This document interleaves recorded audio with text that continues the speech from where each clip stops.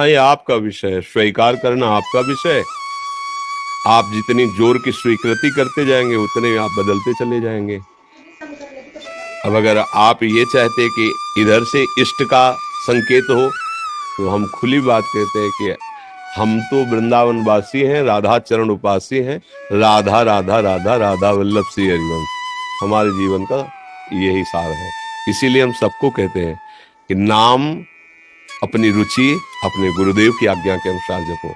बकाया नाम नाम इसके सिवा और कुछ नहीं है। जो कुछ है नाम है। ये हम केवल भावुकतावश नहीं बोल रहे, अपने जीवन की सार बात बोल रहे। ये ऐसी चीज तो है नहीं कि हम तुम्हें खवा सके या दिखा सके। सत्य बात तुमको कह रहे हैं। सब साधनाओं के अंगों का ज्ञान है गुरु कृपा से, क्योंकि ऐसे कुल में जन्म हुआ था जहां शास्त्र ही बचपन से पकड़ाए गए थे, जहां शुरू से संध्या गायत्री आदि का आदेश दिया गया था। प्रातः काल अगर 4 बजे नहीं उठे बच्चे हैं, स्नान कर, सूर्य अर्घ्य दे, चल दिनचर्या कर। जहां शुरुआत से ही शिक्षा मिली थी, पर आज जाके जो समझ में आया है वो केवल इतना ही समझ में आया कि अगर जीव नाम को पकड़ ले बस महान बन जाएगा। नाम हमारे हृदय से पूछो तो नशेबाज को अपना ही नशा, जुआरी को अपना ही दांव सूझता है। तो हमारा तो जीवन ही है राधा राधा राधा। अब आप जैसा चाहे वैसा कर ले। राधा वल्लभ श्री हरिवंश, राधा राधा राधा। बकाया हम ये नहीं सबको कहते, हम सबको यही कहते हैं कि तुम्हें जो प्रिय हो, जो तुम्हें गुरुदेव ने आदेश किया है, सब नाम महान है, उन नाम कर। पर हमसे जब पूछोगे छाती की बात आप क्या, तो फिर हम तो गुलाम हैं।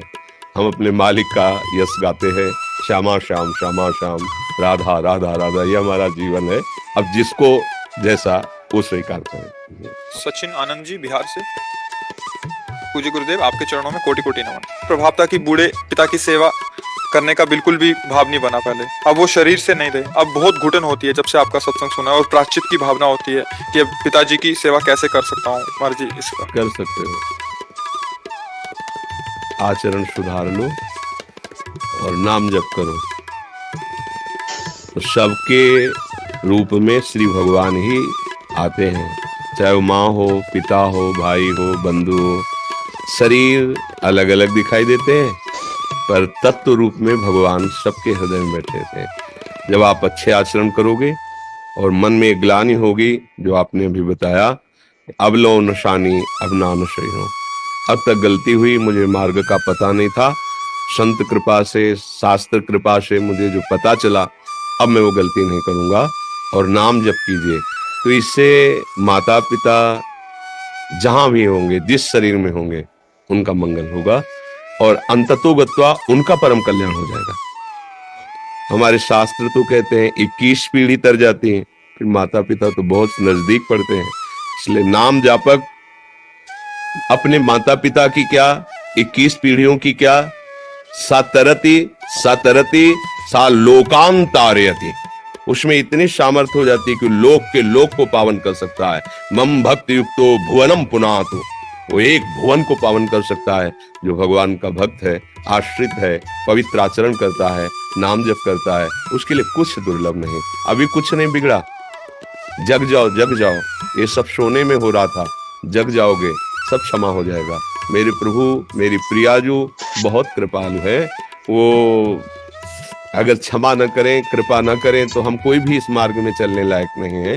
उन्हीं की कृपा से हम चल पाते हैं, उन्हीं की कृपा से हम विकारों पर विजय प्राप्त कर पाते हैं, उन्हीं की कृपा से हमें ज्ञान होता है, हमारे अंदर भक्ति आती है। बस उनकी कृपा है। उन्हें चाहे गुरु बोलो, चाहे साहब बोलो, चाहे आराध्य देव बोलो, किसी भी नाम से बोलो, वही है, दूसरा कोई नहीं है। खूब अच्छी समझ आ गई, बड़ी कृपा हुई। अब नाम जप करो और गलतियां भूल कर अब वो मत करो जो की है। आगे प्रभु ही संभालते हैं, उन्हीं का बल काम करता है, पर अपना निश्चय भी होना चाहिए। अपना दृढ़ निश्चय हो तो प्रभु की कृपा बहुत जल्दी हमारे अंदर दिव्यता ला देती है। तो कृपा ऐसी है कि वो कृपा करते करते कभी आघाती ही नहीं। जासु कृपा नहीं, कृपा आघाती, जो कृपा करते करते कभी आघाती ही नहीं। इसलिए खूब नाम जप करो, अच्छे भोजन करो, जो निषिद्ध है उनको मत खाओ, ऐसे लोगों का संग मत करो जिनके कारण हमें बुराइयों में उत्साह बढ़ता है करने का, ऐसा संग मत करो। जब आप सत्संग सुनेंगे तो सत्संग का यही फल है जो आपके अंदर भाव आया, कि हमें अपनी बुराइयां नजर आने लगे। होता क्या है, बुराइयां तो हम सबके अंदर होती हैं, पर बुराइयों के रूप में हम नहीं देख पाते। ये तो गुरु वाणी की कृपा, संत वाणी की कृपा, शास्त्र की कृपा कि हमें अपनी बुराइयां बुराई रूप में नजर आ जाए, फिर वो टिकेगी नहीं। बस बात समझो, जब हम बुराई को बुराई रूप से ना देखकर स्वीकार करते हैं तो हम खूब गंदे आचरण करने लगते हैं। जब बुराई को बुराई रूप से हम जान लेते हैं, फिर वो हमारे हृदय में टिकेगी नहीं, पक्की बात। हृदय में इतनी जलन होगी कि लगेगा अब नहीं, अब तो चाहे शरीर छूट जाए पर अब ये नहीं करूंगा। बस इतना तुम्हारा दृढ़ निश्चय हुआ, वो टिक नहीं सकती, क्योंकि वो असत वृत्तियां हैं, वो सत नहीं है, वो असत है। असत वृत्तियों की कोई सत्ता नहीं है। भगवान ने कहा है ना असतो विद्यते भाव, ना भाव विद्यते सता। असत की सत्ता नहीं, उस सत का कभी अभाव नहीं होता है। खूब नाम जप करो। विशाल गौतम जी अलीगढ़ से। राधा वल्लभ जी। गुरुदेव आपके चरणों में दंडवत प्रणाम। महाराज जी मेरे कुछ प्रश्न हैं। महाराज जी क्या सुख और दुख आत्मा को होता है? आत्मा क्या अनुभव करती है? यदि आत्मा को कुछ अनुभव नहीं होता तो हमें अनुभव होता है, वो क्या है?